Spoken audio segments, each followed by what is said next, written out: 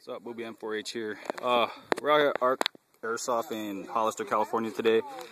Teammate left his WE M4 Gen 1 mag on the windshield, and it's about, I don't know, 70 degrees, 75 degrees out here, and the thing exploded. Check that out. So yeah, don't leave your mags in the sun, especially in the car, on the dash.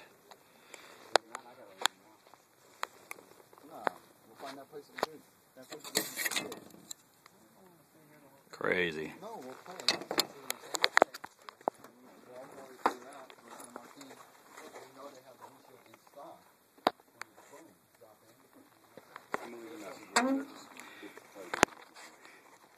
This is Booby's first PSA video.